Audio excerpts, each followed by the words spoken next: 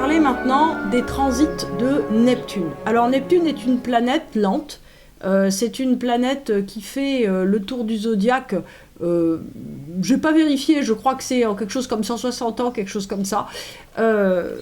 C'est une planète qui a un impact très fort sur notre thème astral. Alors attention, qu'est-ce que c'est qu'un transit? Je vous le rappelle, c'est quand effectivement la planète va venir traverser, va venir toucher en fait un point de votre thème natal, très exactement, en conjonction ou en opposition éventuellement, si c'est une planète lente. Pardon, je rouvre la fenêtre pour qu'on entende les oiseaux.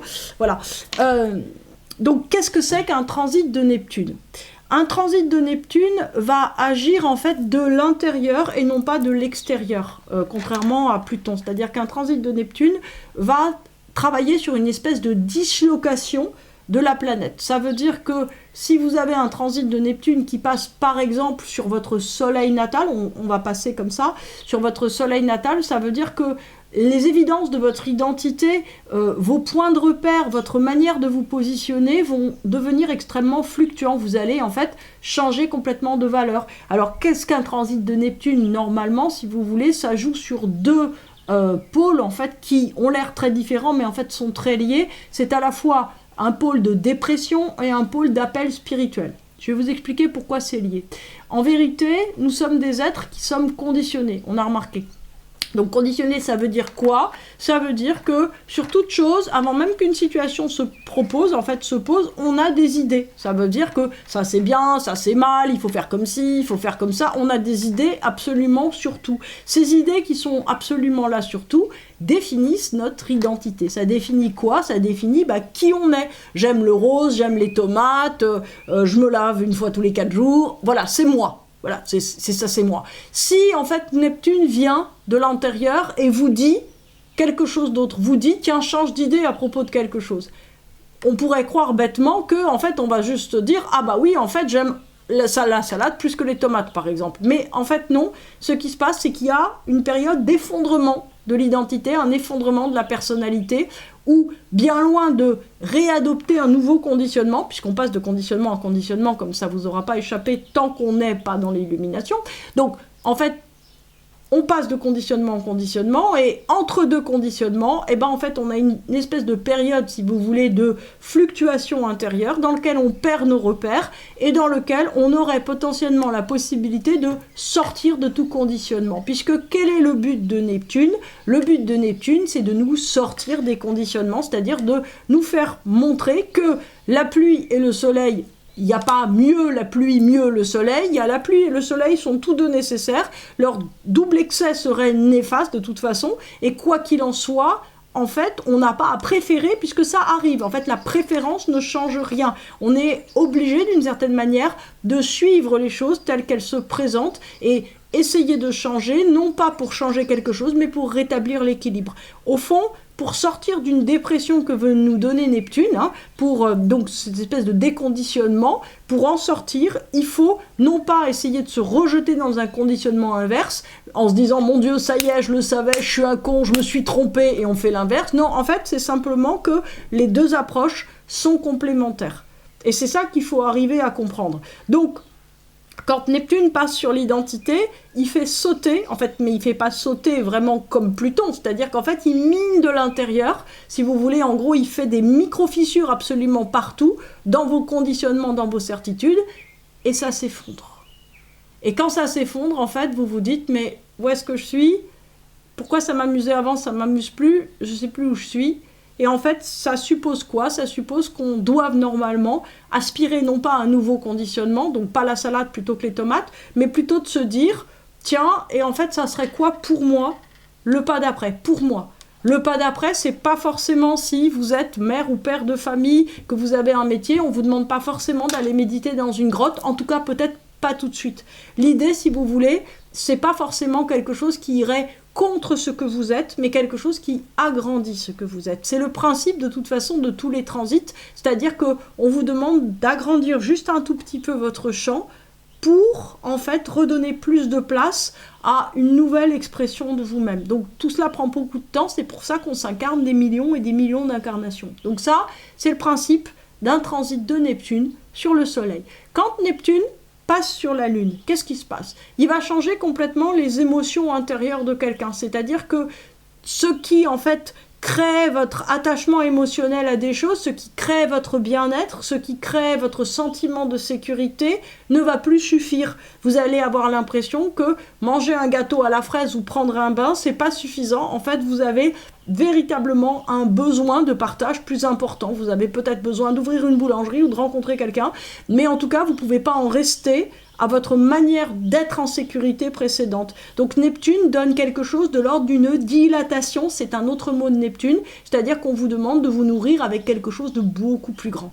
Maintenant, si Neptune passe sur Mercure, aïe aïe aïe, bonjour les dégâts. Pourquoi? Parce que Mercure est l'agent, si vous voulez, super actif à l'intérieur de nous, qui va faire tous les recoupements et toutes les associations avec les choses et qui va nous permettre, en fait, de savoir quoi penser, d'avoir une idée sur chaque chose, de savoir comment prévoir, comment anticiper, comment faire, comment gérer, etc., etc. Quand Neptune arrive et il dit « qu'est-ce qui est vraiment valide? Qu'est-ce qui est vraiment bon ?» Donc en fait, c'est un agent qui défait complètement nos certitudes. Pourquoi? Toujours pour la même chose, pour que vous aspiriez plus loin, pour que vous vouliez quelque chose de plus grand que vous. Mais attention, encore une fois, plus grand que vous, à partir de ce que vous êtes et non pas dans l'absolu. Personne ne vous demande, comme je dis toujours, et ça fait rire en général, l'hippopotame n'a pas à devenir girafe. On a juste à devenir un super hippopotame ou une super girafe. Donc l'idée, si vous voulez, c'est pas d'aller contre votre nature ou contre vos conditionnements, contre ce qui vous plaît. Conditionnement, en l'occurrence, c'est quoi? Contre la manière dont vous avez structuré votre vie. C'est simplement essayer de la dilater, de l'agrandir pour qu'elle aille mieux. Alors, dans la sphère intellectuelle, ça va vouloir dire s'ouvrir aussi à des idées plus généreuses, plus grandes, plus belles. Pourquoi? Puisque Neptune aspire, c'est encore un autre mot de Neptune, à beaucoup plus de partage, à une espèce de communion extrêmement importante au-delà des mots. Donc on voit bien pourquoi Mercure il est bien atteint par ça, parce qu'en fait on vous demande de rentrer en connexion avec des gens comme une communion, comme un partage qui ne se passe pas uniquement dans le langage. Quand Neptune passe sur Mars, ça veut dire quoi? Ça veut dire que en fait, il essaye de donner un but supérieur à ce Mars. C'est-à-dire qu'en général, Mars, qu'est-ce qu'il veut dans la vie? Mars, il veut quoi? Il veut la même chose que ce qu'il a. S'il a un joli stylo orange, il veut un deuxième stylo orange. J'en ai un. Voilà. C'est pas le même, mais presque. Et s'il en a un deuxième stylo orange, il veut un troisième stylo. Encore un autre. Et en fait, le principe, si vous voulez, c'est que chaque fois, d'une certaine manière, qu'on veut quelque chose, Mars nous dit c'était bien, mais est-ce que tu le voudrais encore et encore exactement de la même façon?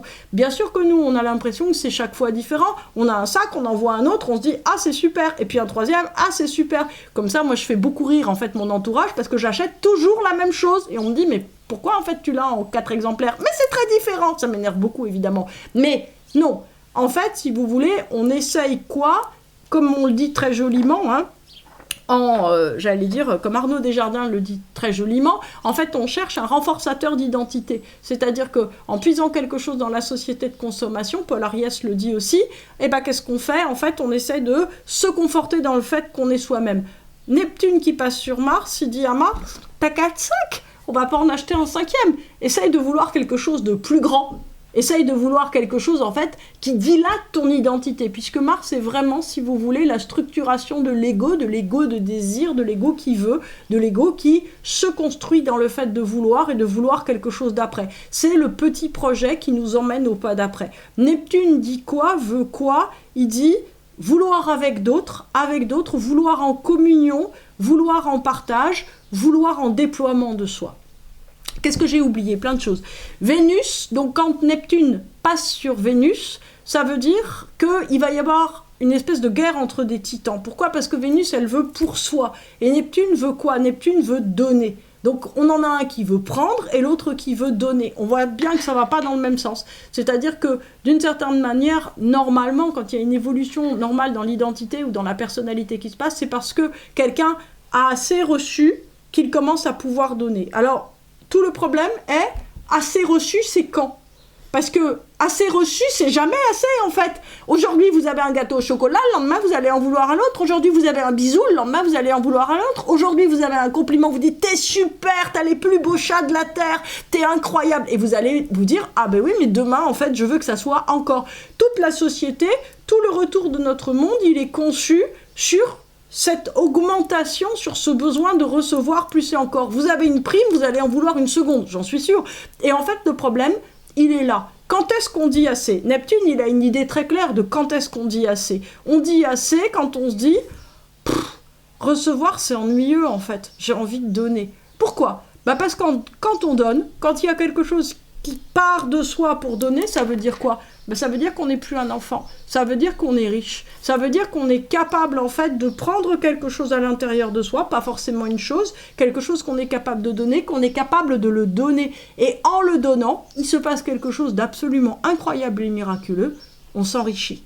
Alors que quand on reçoit quelque chose, on a un sac, on a un stylo, on a un gâteau au chocolat, et en fait, on n'a aucune autre solution que d'en vouloir un autre, et on est dépendant de ce qu'il nous donne.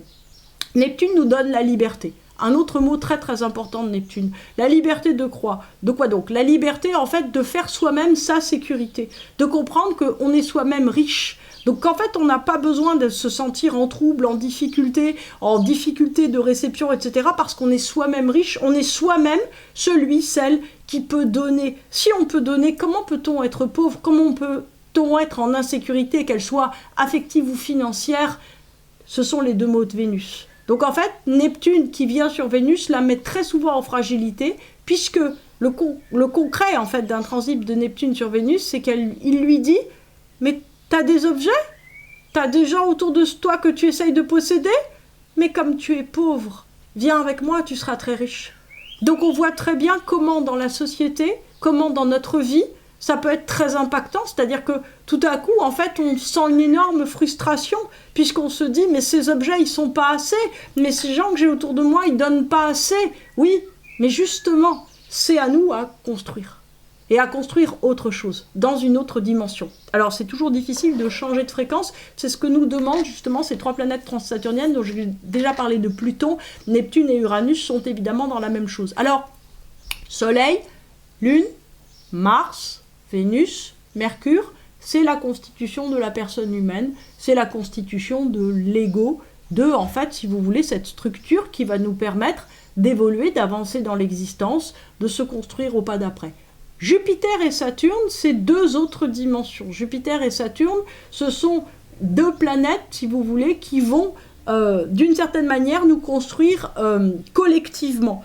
Donc, quand Neptune passe sur Jupiter, ça veut dire que ce qu'on a entre les mains d'un point de vue socio-professionnel, c'est-à-dire notre travail, ou bien, j'allais dire, notre constitution familiale, ça va nous sembler vide de quoi? Encore un mot de Neptune, vide d'amour.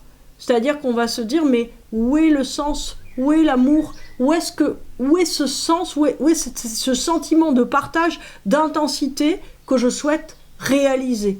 Quand Neptune passe, il nous dit il est ailleurs, il est plus grand, et c'est à toi à le vouloir. Encore un mot de Neptune, l'aspiration, l'inspiration. L'inspiration, ça nous vient de haut. Aspiration, c'est nous qui allons vers le ciel. L'aspiration rencontre l'inspiration avec Neptune, et d'ailleurs, c'est la même chose que la respiration. Donc on est dans un espèce de cycle, effectivement, où tout se répond, mais on doit accepter d'arrêter de tenir, de détenir.